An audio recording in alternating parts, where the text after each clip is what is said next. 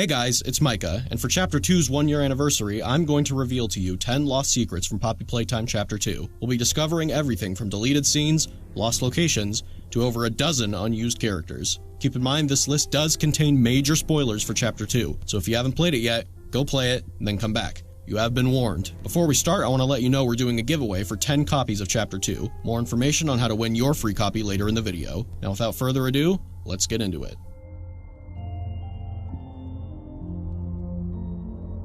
Number 1. Chapter 2's alternate opening. Poppy Playtime fans will remember that Chapter 2 opens with us exploring Elliot Ludwig's office and eventually finding Poppy in a hidden room below. But Chapter 2 didn't always start this way. In a now deleted opening of the chapter, after freeing Poppy from her case, you wake up and are immediately greeted by the sight of Poppy peeking out behind a door. The sequence continues with you following Poppy as she slinks throughout various hallways. Following Poppy then led you back outside to where Huggy Wuggy fell in Chapter 1. What followed was a 10-minute parkour sequence down the catwalks and conveyor belts from Chapter 1, eventually leading to a power puzzle that activated an elevator, taking you down to the game station to meet your new foe, Mommy Longlegs. Now, you're probably wondering why this never ended up in the game. There were a few reasons this alternate intro was abandoned. The first reason was chasing Poppy was just turning out too funny. The sequence went through 3 major iterations, starting with you straight up chasing Poppy to follow her, but that just ended up being way too funny. Version 2 was Poppy peeking out behind doorways and walls, but that was almost even funnier. In the last version, you see Poppy's shadow moving across the floor and walls.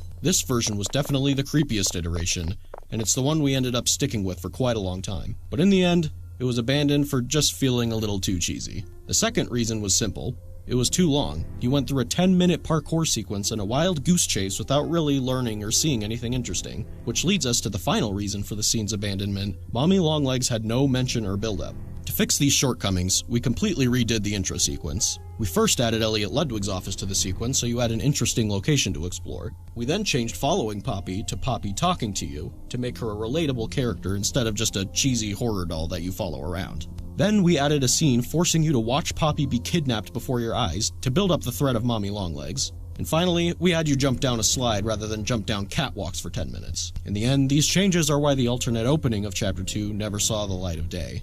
Number 2. Mommy Longlegs' alternate intro scene. Mommy's intro scene was one of the hardest things to get right in Chapter 2. The scene went through multiple versions of dialogue and pacing. These alternate versions, while relatively similar to the final, had a few key differences. Here's the first alternate version. Why, oh my, hello down there. I wasn't expecting company.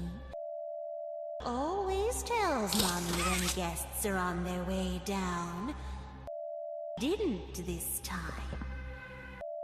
Always tells Mommy. Shh, you're okay now. Mommy will take care of you. Mommy wants to take you somewhere special. It's easy to get lost down here. Some have lost their way and never found it again. But Mommy won't let that happen to you. Mommy always knows where you are.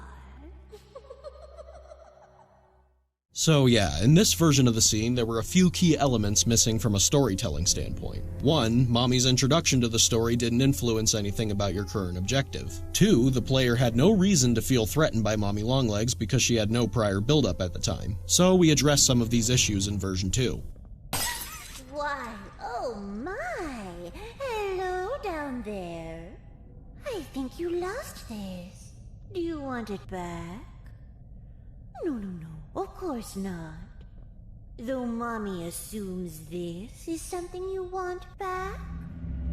Finding you two down here was surprising. Always tells Mommy when guests are on their way down. Didn't this time. Always tells Mommy. Mommy loves to play games. Do you like to play games? How about you play some games with Mommy?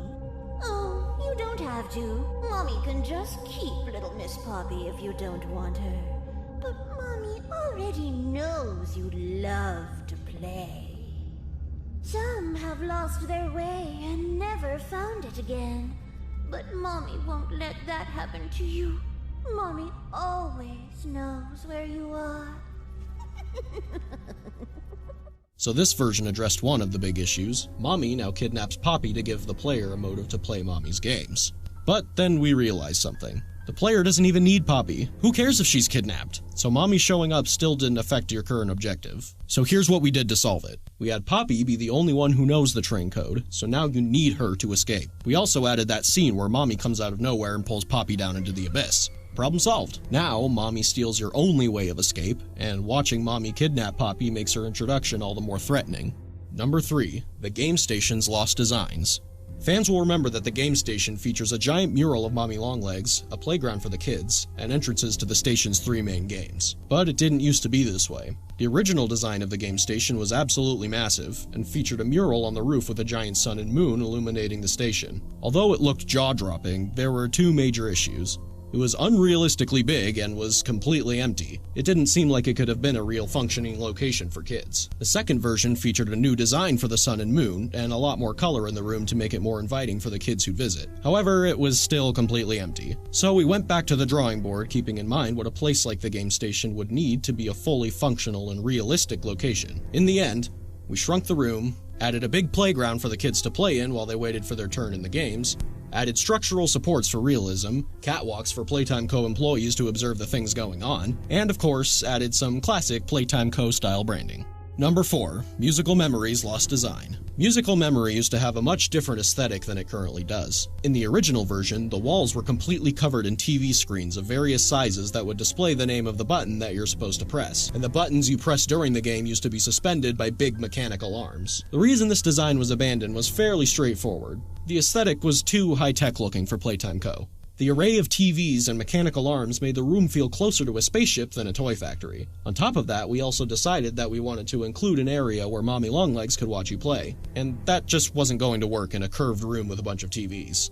Number 5. Cassie Cutie Pillar. Some of you may actually be aware of this one. Cassie Cutie Pillar was the original character that was going to be chasing you throughout the Statues game. She was a giant caterpillar with a pink snout, beady eyes, and 2 antennae. Cassie actually appeared in the official Chapter 2 trailer before she was scrapped. Though Cassie was cute, we felt we had the opportunity to make the character more unique by creating an unholy combination of 2 different animals. So we went back to the drawing board. We spent a long time picking the right face for this new character, something that didn't feel too goofy for the Statues section of the game. Eventually, we settled on the design that would become PJ Pugapillar. This was one of the later changes we made to Chapter 2, as we had already made a completely finished model of Cassie complete with fur simulation and realistic eyeballs, as well as various art of Cassie throughout the game having to be swapped with the new PJ art. Number 6. Daisy the Flower and 7 other characters.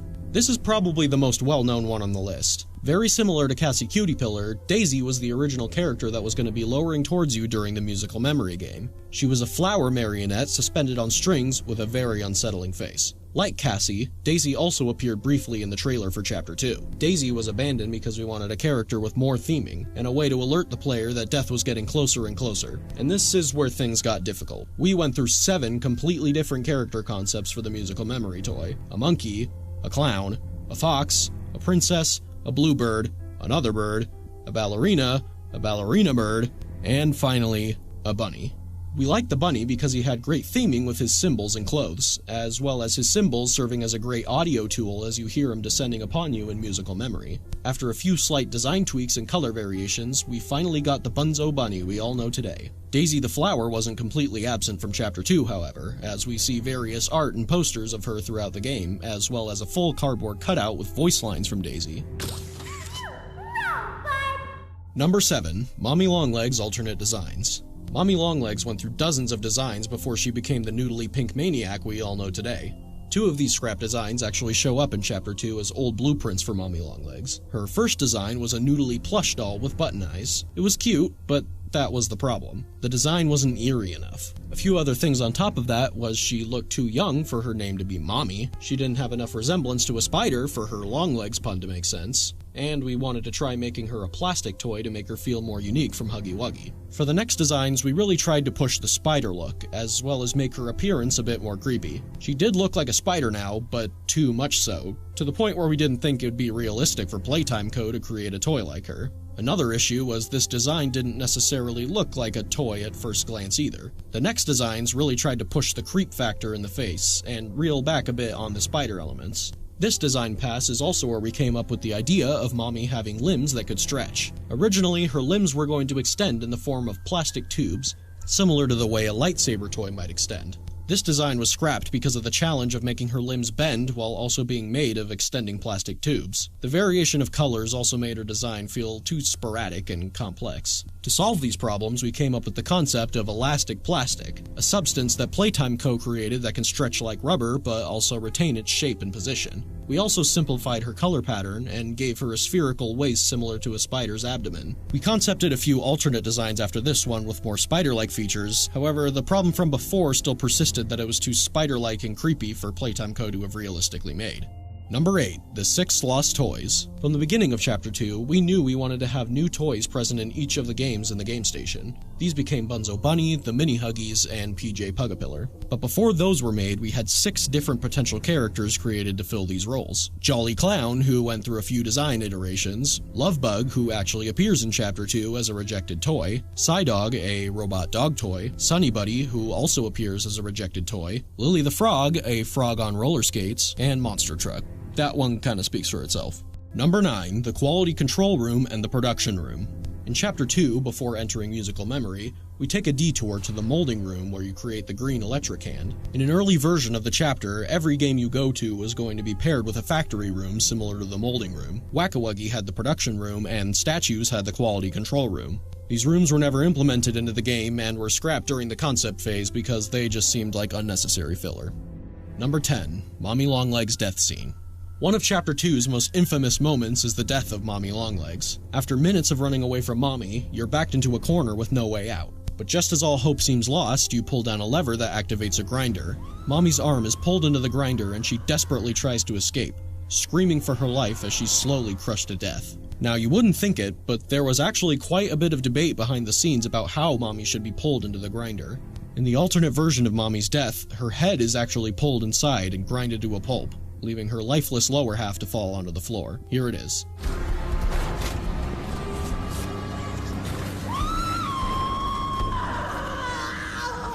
What have you done? You make me part of you!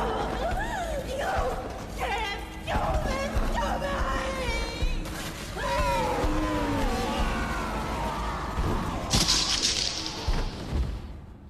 We decided to scrap this version for 2 reasons. 1, the imagery of Mommy's upper half being dragged away would be more resonant than her lower half being dragged away. And 2, Mommy's head being grinded up might have just been too gruesome to show without the game getting an M rating.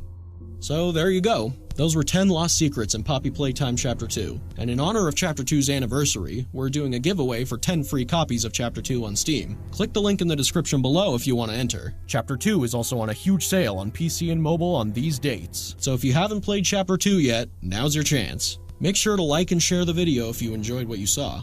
Thank you all for watching, and we'll see you in Chapter 3.